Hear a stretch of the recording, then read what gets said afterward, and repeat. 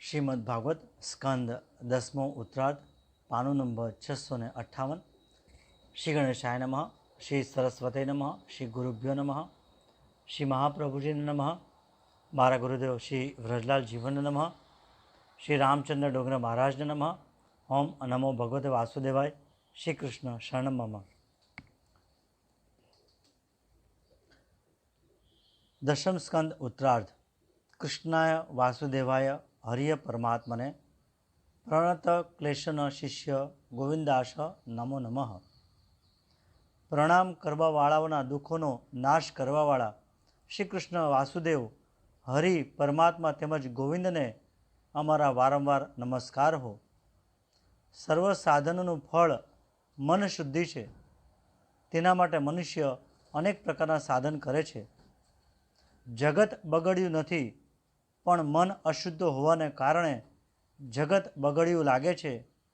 ज्ञानी अने अज्ञानी बंने जगत में रहे छे। अज्ञानी ने जगत बगड़ेलू अने दुखरूप लागे छे, ज्यारे ज्ञानी ने जगत आनंदमय लागे छे। आ बंने में फरक मात्र एटलो ज छे कि ज्ञानीनु मन अति शुद्ध अने अज्ञानीनु मन पशु जेवुं अति अशुद्ध होय छे। मन ज्यारे निष्काम बने त्यारे ज्ञाननो उदय थाय छे। मन ने काम क्रोध वगैरह विकारो अशुद्ध करे छे। ज्यां सुधी मन में विकार वासना छे त्यां सुधी मन अशुद्ध छे एम मानवुं। जेम जेम विकार वासना ओछा थशे तेम तेम मन शुद्ध थतुं जशे। मन शुद्धि माटे योगीओ ध्यान धारण प्रत्याहार प्राणायाम वगैरह करे छे। पण आ सर्व साधनथी मन ज्यारे शुद्ध थतुं नथी त्यारे कृष्ण विरह में मन व्याकुल बने छे अने कृष्ण दर्शन माटे प्राण तरफड़े छे। आवी दशा प्राप्त थाय एटले मन अति शुद्ध थाय छे। मननो मेल विरह अग्नि में बळे छे। आपणे प्रभुनो विरह सहन थाय छे, ज्यारे संतोने प्रभुनो विरह सहन थतो नथी। संतो प्रभु दर्शन माटे आतुर बने छे अने विरह अग्नि ज्यारे एमना शरीरने बाळे छे अने तन्मयता आवे छे त्यारे तेओने ईश्वरनो अनुभव थाय छे। ईश्वर सर्वत्र छे। कृष्ण विरहमां व्रजवासीओ व्याकुळ थईने रड़े छे। वृंदावन तेमने स्मशान जेवुं लागे छे। विरहमां ज्यारे जीवने चेन न पड़े त्यारे कृष्ण सन्मुख देखाय छे। संयोगमां तो मात्र एक ज व्यक्तिनो अनुभव थाय छे, पण वियोगमां तन्मय थता ज्यां ज्यां नजर जाए त्यां त्यां प्रभु देखाय छे। गोपी प्रेमनी कथा उद्वा गमन में पूरी थाय छे। गोपीओ प्रेम लक्षणा भक्तिना आचार्य छे। घर में रही घरकाम करता करता केवी रीते प्रभु दर्शन करवुं ते गोपीओ समझावे छे। भागवतनो नियम छे, चरित्र आप्या पछी उपसहार में चरित्रनुं रहस्य बतावे छे। कंस मर्या पछी कंस कोण छे ते उत्तरार्धना प्रथम स्कंदना प्रथम श्लोक में बताव्युं छे। कंसनी राणीओ अस्थि अने प्राप्ति। अस्थि एटले छे बैंक में आटला रूपिया छे अने आ वर्षे आटलो नफो थशे। नीति अनीतिथी केवल पैसा कमावाना जे विचार करे छे ते कंस छे। ज्यारथी लोको मानवा लाग्या छे कि पैसाथी ज सुख मळे छे त्यारथी पाप वध्युं छे। पैसाथी कंईक सुख मळे छे पण पैसो शांति आपी शकतो नथी। दसम स्कंदना उत्तरार्ध में अध्याय 50 में जरासंघनी कथा आवे छे। जरासंघ मथुरा पर चढ़ाई करे छे अने तेने घेरी ले छे। तमारा जीवनना उत्तरार्ध में पण 50मा वर्षथी जरासंघ तमारा पर चढ़ाई करशे। तमारा शरीर एटले के मथुरा पर जरासंघ वृद्धावस्था चढ़ी आवशे अने घेरो घालशे। तमारी उमरना 50मा वर्षथी उत्तरार्ध में उत्तरा अवस्था में जरासंघ एटले वृद्धावस्था साथे युद्ध शुरू थशे। सांधा दुखे एटले समझजो जरासंघ आव्यो। 50 पूरा थया अने जरासंघनी 51मा अध्यायथी शरूआत थई। जीवननो पूर्वार्ध पूरो थयो अने हवे जीवननो उत्तरार्ध शरू थाय छे। एटले के 50 अध्याय सुधी जरासंघ आवतो नथी।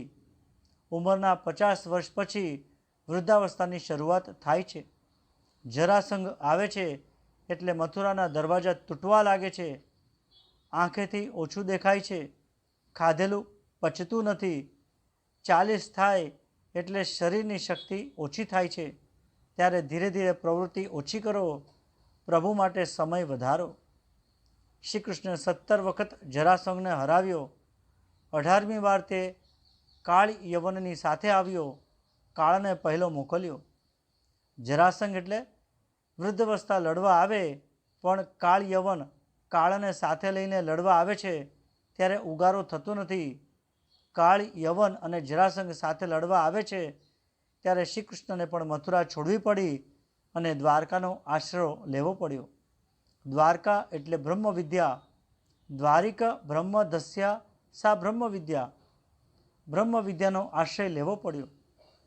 માનવ કાયા એટલે મથુરા છોડીને બ્રહ્મ વિદ્યાનો આશરો ભગવાનને લેવો પડ્યો. વૃદ્ધાવસ્થા કાળ સાથે તમારા શરીર ઉપર ચડાઈ કરશે તો તમારે પણ આ શરીર છોડવું પડશે. તો તે પહેલાં બ્રહ્મ વિદ્યાને આશ્રય જજો. બ્રહ્મ વિદ્યામાં દ્વારકામાં કાળ યવન અને વૃદ્ધાવસ્થા જરાસંઘ પ્રવેશી શકતા નથી. બ્રહ્મનિષ્ઠને કામભોગ, કાળને વૃદ્ધાવસ્થા પજવી શકતા નથી. વૃદ્ધાવસ્થામાં 217 વખત માંદો પડે છે, પણ 18મી વાર છેવટે કાળ આવે છે એટલે મરે છે.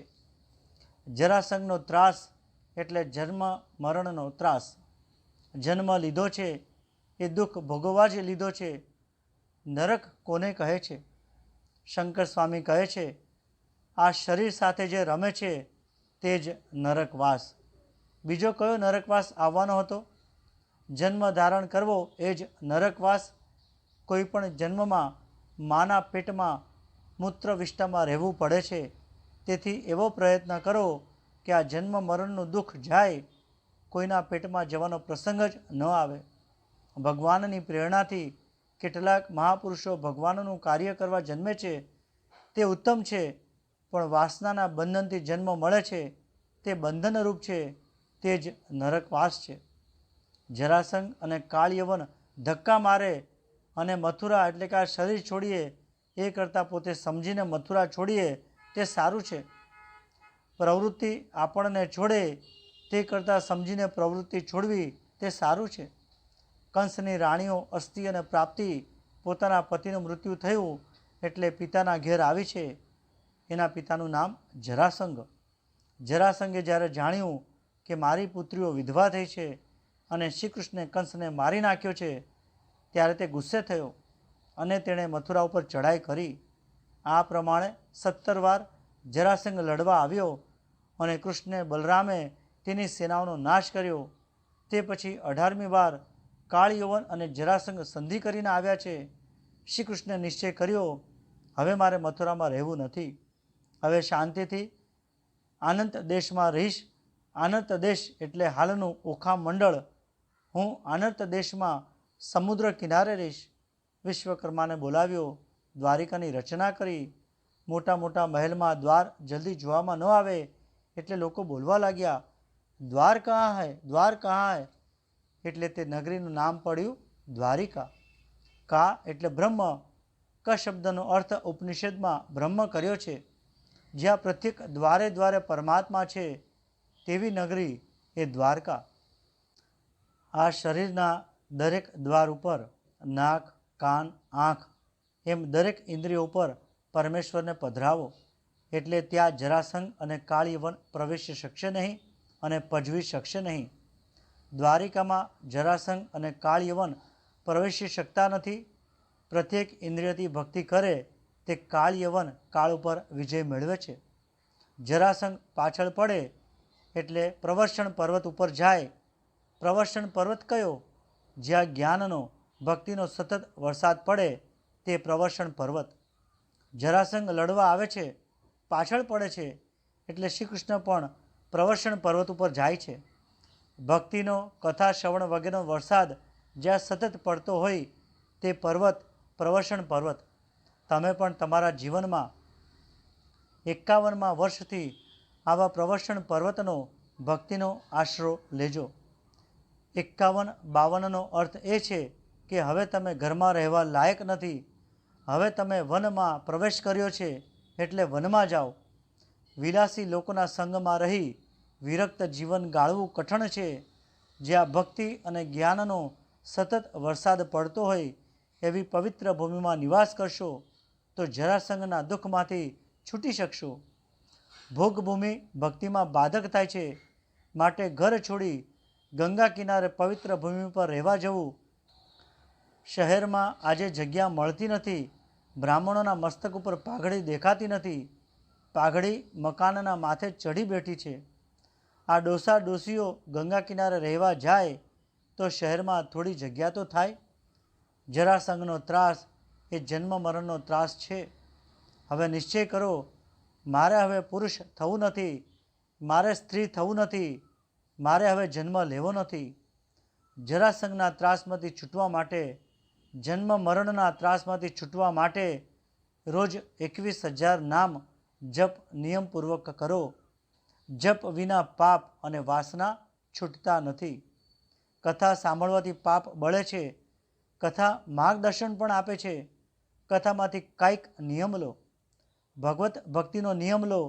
નામ જપનો નિયમ, કંઈક ત્યાગ કરવાનો નિયમ લો. નિશ્ચય કરો, ભાગવતની કથા સાંભળ્યા પછી ભગવાન સાથે મારો સંબંધ થયો છે. હવે હું બ્રહ્મચર્ય પાળીશ, હવે હું ધ્યાન જપ કરીશ એવો નિયમ લેવો જોઈએ. એક વાણિયાએ કથા સાંભળી. મહારાજે કહ્યું, મારી કથા સાંભળ્યા પછી કાંઈક નિયમ તમારે લેવો જોઈએ. સત્ય બોલવાનો નિયમ લેજે. વાણિયો કહે, હું વેપાર કરું છું એટલે વેપારમાં અસત્ય બોલવું જ પડે, તો કોઈની નિંદા નહીં કરું તેવો નિયમ લેજે. વાણિયો કહે, ના મહારાજ, રાત્રે 2 કલાક ગપ્પા માર્યા વગર મને ઊંઘ આવતી નથી, એટલે તે નિયમ નહીં લેવાય.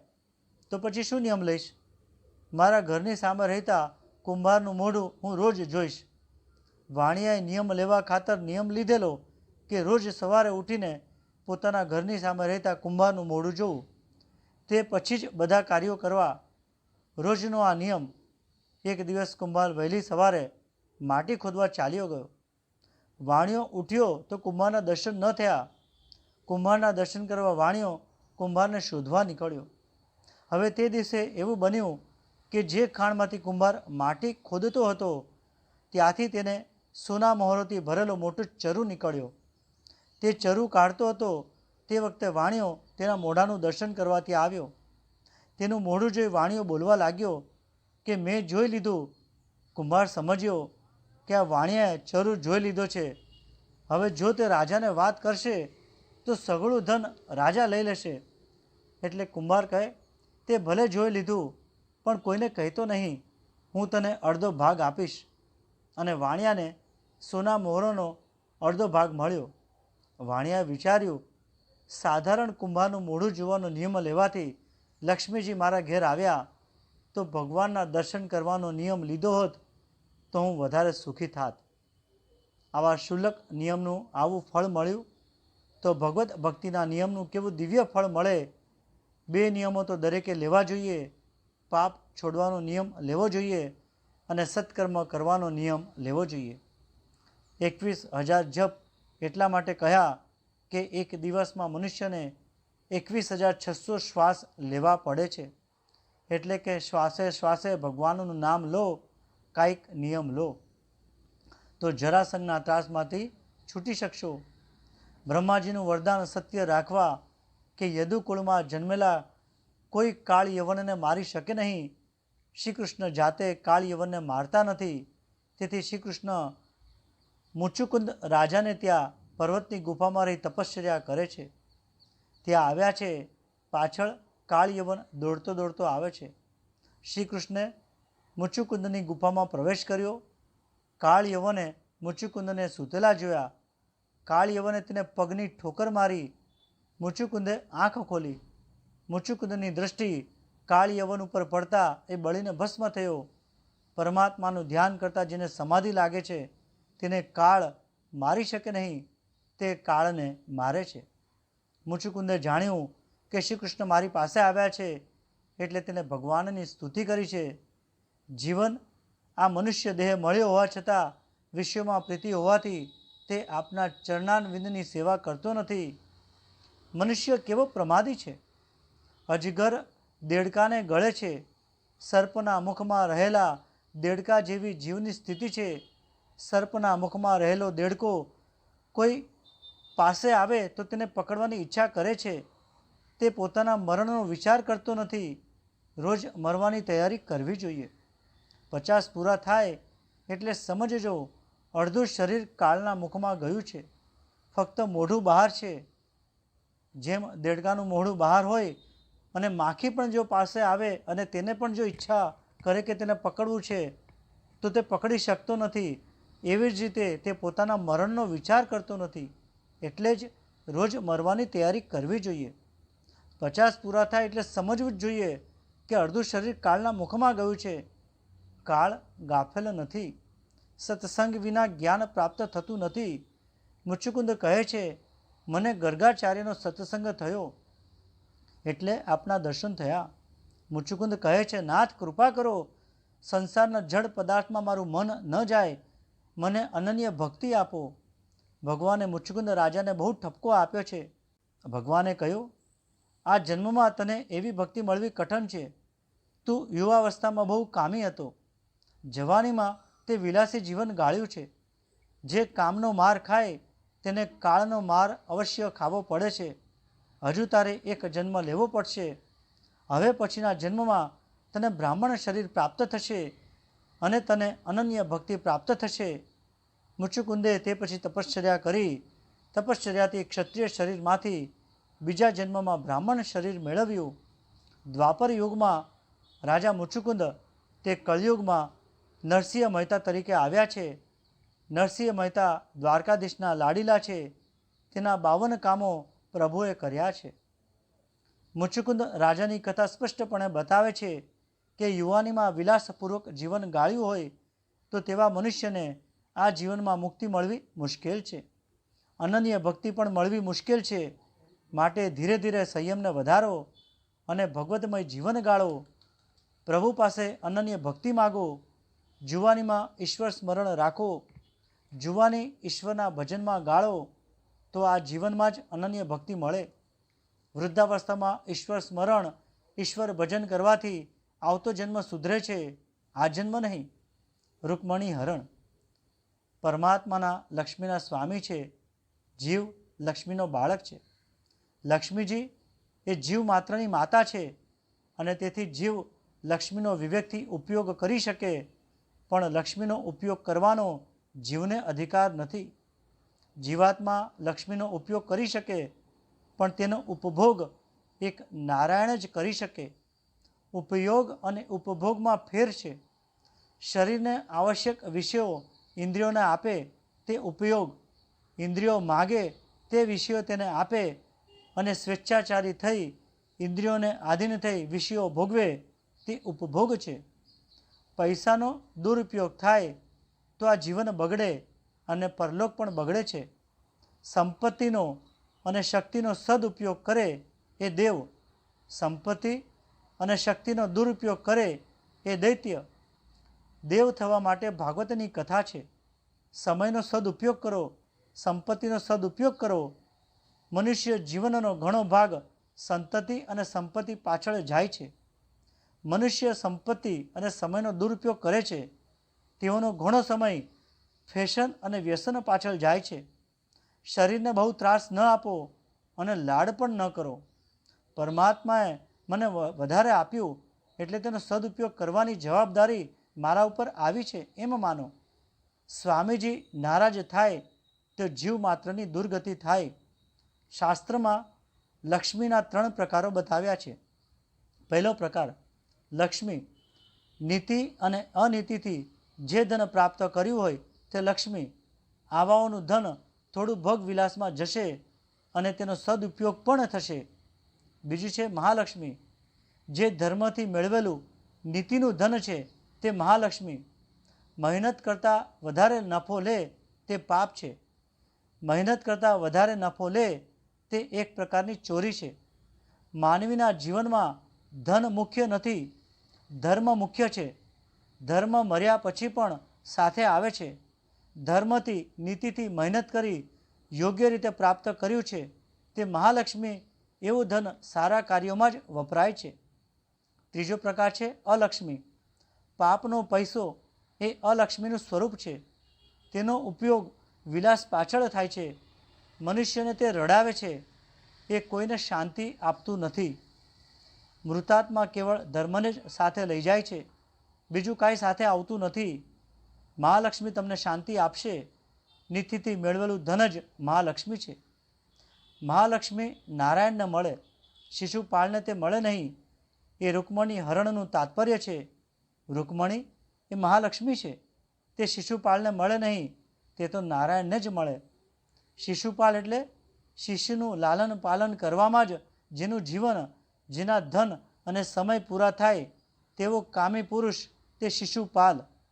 શિશુપાળ એ કામી જીવ, જેને સંસારનું સુખ જોઈએ તે શિશુપાળ. મથુરામાં ભગવાનોનું એક પણ લગ્ન થયું નથી. કૃષ્ણ દ્વારકા આવ્યા પછી બધા લગ્નો થયા છે.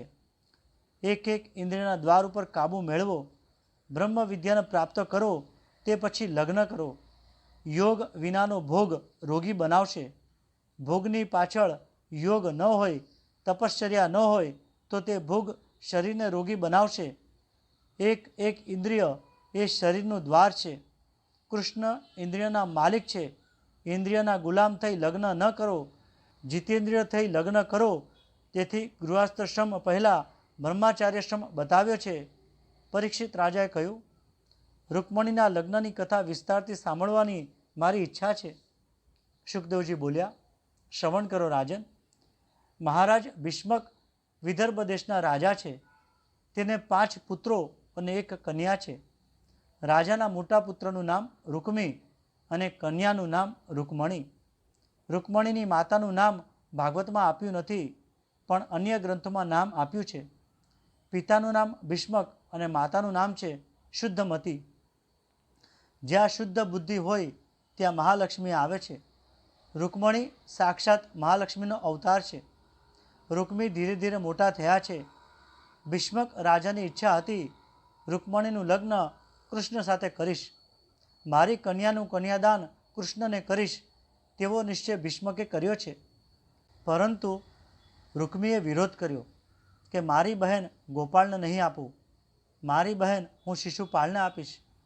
રૂકમણીને જ્યારે ખબર પડી કે મારો ભાઈ જબરજસ્તીથી મારા લગ્ન શિશુપાળ સાથે કરવા માગે છે, ત્યારે તેને દુઃખ થયું. રૂકમીએ શિશુપાળને આમંત્રણ આપ્યું છે. શિશુપાળ જાન લઈને આવ્યો છે. શિશુપાળ કામી હતો, તેનો પુરાવો ભાગવતમાં મળે છે. ગણપતિજીની પૂજા વખતે તેનું ધ્યાન કન્યામાં હતું. તેની નજર ફક્ત રૂકમણીના દેહ ઉપર જ, રૂપ ઉપર જ છે. સાધારણ જીવ લગ્ન કરવા જાય છે ત્યારે તેની છાતી ઉપર કામ ચઢી બેસે છે. ભગવાન ગોપાળ છે. ગો એટલે ઇન્દ્રિયોને સાચવનાર. ભગવાન જીતેન્દ્રિય થઈ લગ્ન કરવા ગયા છે. અંતઃપુરમાં એક સુદેવ નામના બ્રાહ્મણ આવતા હતા. તેને રૂકમણીએ કહ્યું, મહારાજ, મારું એક કામ કરશો? બ્રાહ્મણે કહ્યું, તારી ઈચ્છા હોય તે કાર્ય કરીશ. રૂકમણીએ કહ્યું, મારી ઈચ્છા શ્રી કૃષ્ણ સાથે લગ્ન કરવાની છે. 7 શ્લોકનો મેં આ પત્ર લખ્યો છે. તે પત્ર દ્વારકા લઈ જાઓ. શ્રી કૃષ્ણને તે પત્ર આપજો. પરમાત્માને મારી ભલામણ કરજો. અહીં આ શ્રી કૃષ્ણ કથાને વિરામ આપું છું. કૃષ્ણાર્પણ.